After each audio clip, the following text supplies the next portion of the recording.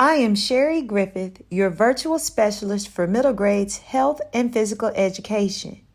In this webinar series, we will be focusing on strategies for accommodating learners.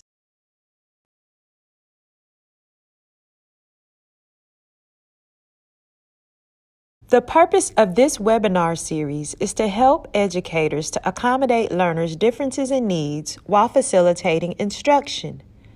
This includes using effective strategies and resources during instructional planning, using relevant research-based instructional strategies to engage students and to facilitate the students' acquisition of key knowledge and skills, to provide appropriate content for developing skills and for differentiating instruction which challenges and supports each student's learning, and for creating a student-centered academic environment in which teaching and learning occur at high levels and students are self-directed learners. In this session, we will be focusing on assessment ideas for middle school students in the PE classroom that help students to assess a variety of motor skills, movement patterns, and movement combinations in multiple activity categories, as well as skills that help students to assess themselves and others. We will be using effective strategies and resources to help students assess the performance of specific skills, such as throwing, catching, striking, shooting, passing, and utilizing various body parts or implements.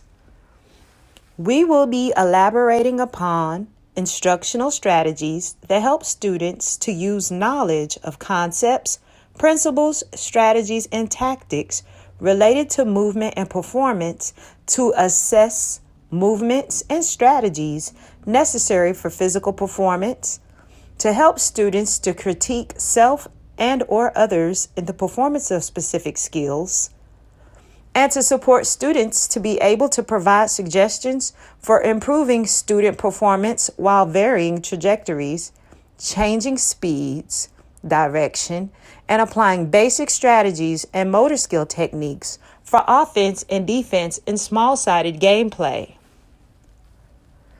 We will also be demonstrating use of appropriate content for helping students to challenge themselves by setting goals, to track activity and progress, to reflect upon their own understanding, and for teacher observation. My top 5 assessment ideas are not necessarily in any order, but aim to help as effective strategies for high levels of teaching and learning in the PE classroom, and to facilitate a student-centered academic learning environment which supports self-directed learners. Top 5. Top 5. Top 5. Top 5. Top 5.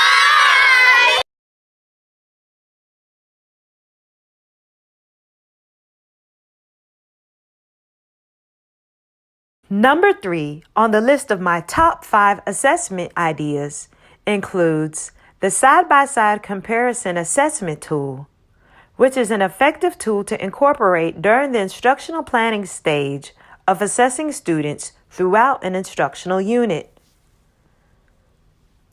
The side-by-side comparison assessment tool is another authentic assessment tool that places the assessment in the forefront of differentiated instruction. Engaged students exhibit personal responsibility for assessing themselves or their peers. The first side-by-side comparison assessment tool on the screen is assessing student performance in volleyball. While instructional planning, the instructor determined what a proficient performance by the student would look like, and then determined what the student performance would look like in the beginning, developing, and distinguished stages. Once engaged with the assessment tool, the student is able to compare and contrast which category of performance they prefer to be labeled as, and then assume the responsibilities determined by the assessment tool necessary to perform in the category they prefer. The side-by-side comparison assessment tool helps students to critique themselves and or others in the performance of specific skills, and to support students to be able to provide suggestions for improving student performance. This tool may be more challenging and used more efficiently by the student when used as a peer assessment, when being assessed formatively. This tool should be used by the instructor to assess the student as a summative assessment.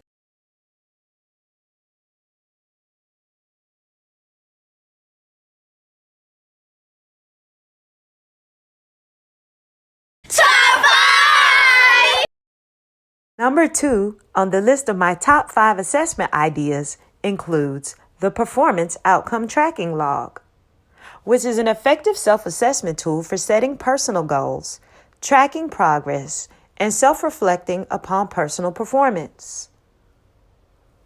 The Performance Outcome Tracking Log provides the student with a performance outcome relevant to the concepts, principles, strategies, and tactics related to movement and performance, or it could provide the student with movements and strategies necessary for the physical performance related to the unit. The I can statement, also known as the success criteria, is located at the top of the Performance Outcome Tracking Log. The students use the success criteria to set a goal or goals and to challenge themselves to meet the outcome or success criteria that is being assessed, as well as to track their own activity and progress and reflect upon their own understanding of their personal performance. The teacher can also make the same performance outcome tracking log into a laminated poster and allow students to post the tracking of activity directly on the poster with a marker. Very much like the side-by-side comparison tool, the performance outcome tracking log may be more challenging and used more efficiently by the student when used as a peer assessment or a whole group assessment when being assessed formatively. Students in a class can critique themselves and/or others in the performance of specific skills and support one another by providing suggestions for improving student performance. This assessment tool is also effective for teacher observation of student performance and can offer a record of and insight into students' abilities, skills, social interactions, and responsibility for personal behaviors.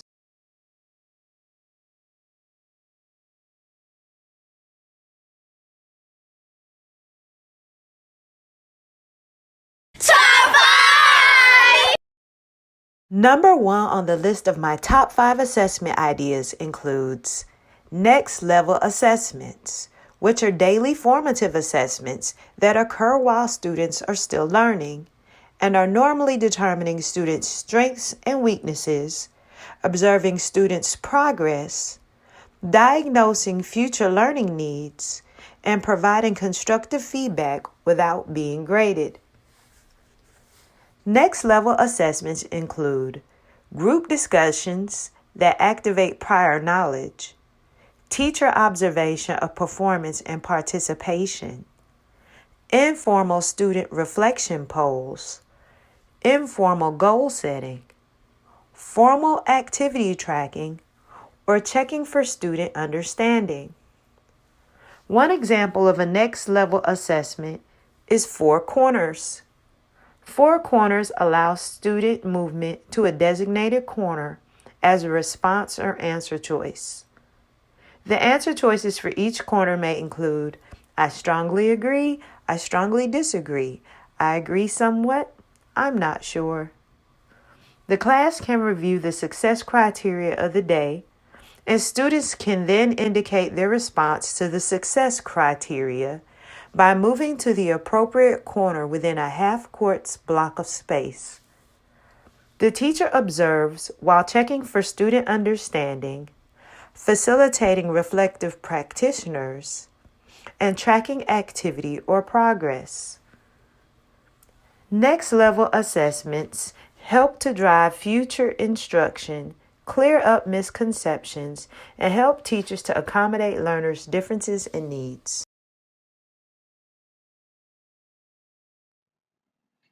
Please visit the Georgia Department of Education community website at community.gadoe.org for more helpful tips to collaborate, connect, share thoughts, or resources for teachers and administrators.